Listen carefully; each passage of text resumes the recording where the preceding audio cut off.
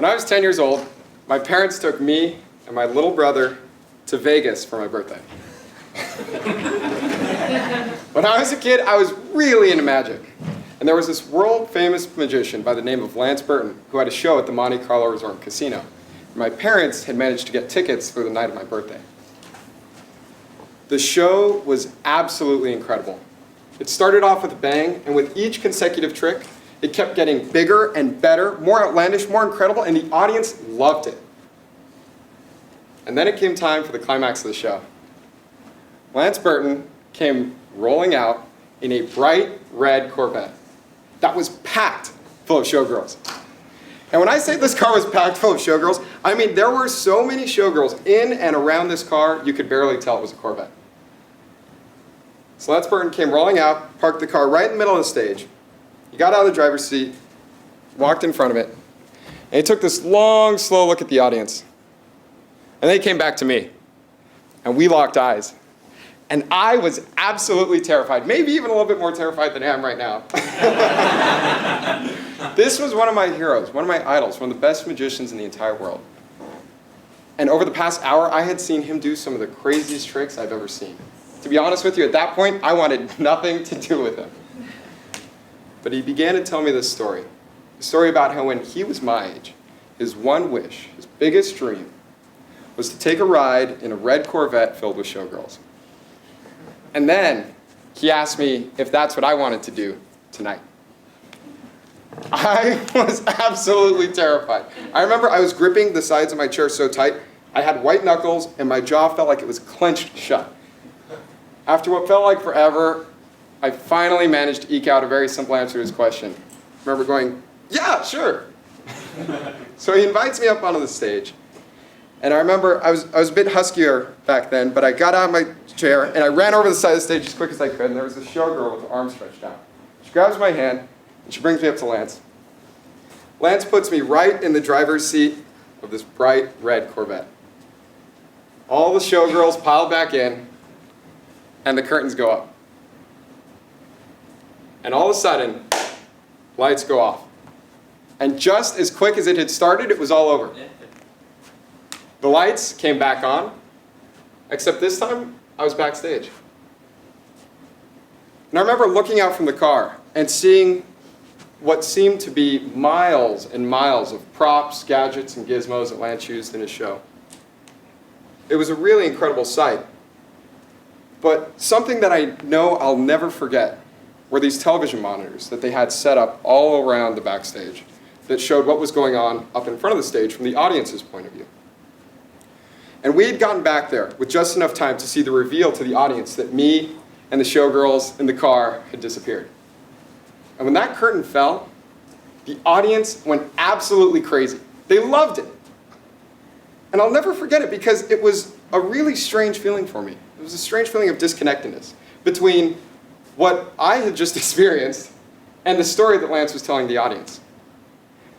And this always stands out in my mind as an excellent example of the power of storytelling, because the audience knew that I didn't go on this magical car ride in this Corvette filled with showgirls. They knew that it didn't happen, that it couldn't happen.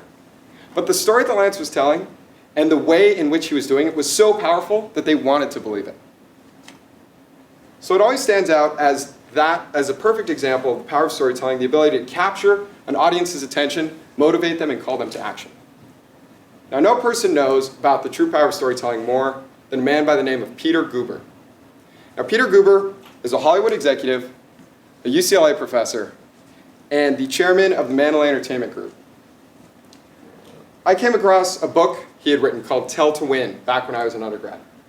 And this book is entirely about the power of storytelling in business. And I'll never forget the story that Peter Guber uses to introduce his book. It's a perfect example of the critical difference between data dumps and purposeful stories. So to tell that story, let's go back to Vegas. Except this time, instead of me, it's Peter Guber. And he's sitting in the then mayor of Las Vegas' office, a man by the name of Mayor Oscar Goodman. And he's there to convince the mayor that they should invest in a brand new state-of-the-art ballpark for the minor league baseball team that Mandalay Entertainment Group owned. Peter Guber remembers looking at each wall of the office and recalling seeing countless pieces of Hollywood memorabilia, what seemed to be an unlimited amount of pictures of the mayor with practically every star in Hollywood. Everything about this guy screamed major league. When it came time to start the presentation, Peter Guber began rattling off all the facts and figures he had collected. Data point after data point, metric after metric.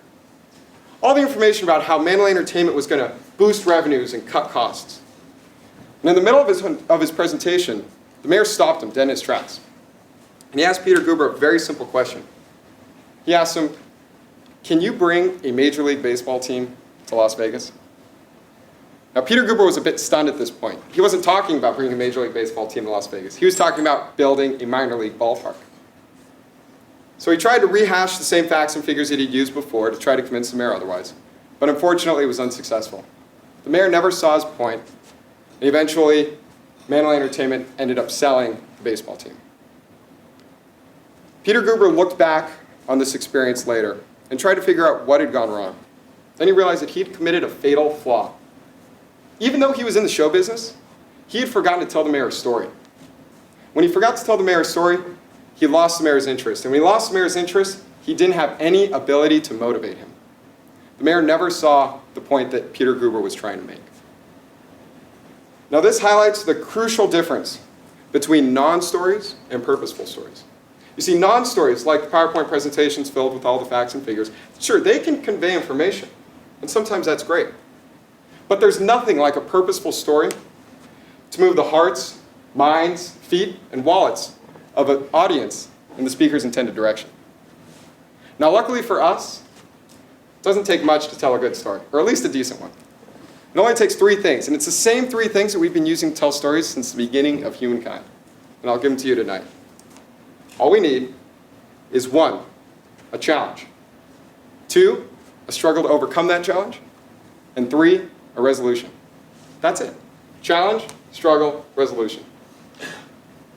Now let's go back to the first story I told, the one about me disappearing on stage with Lance Burton. I'm actually missing one of those. I'm missing the resolution.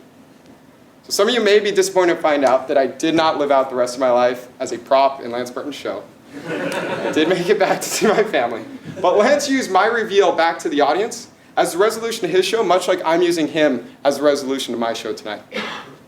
When the moment was just right, Lance revealed me and him sitting right in the middle of the audience with a spotlight shining brightly down on us.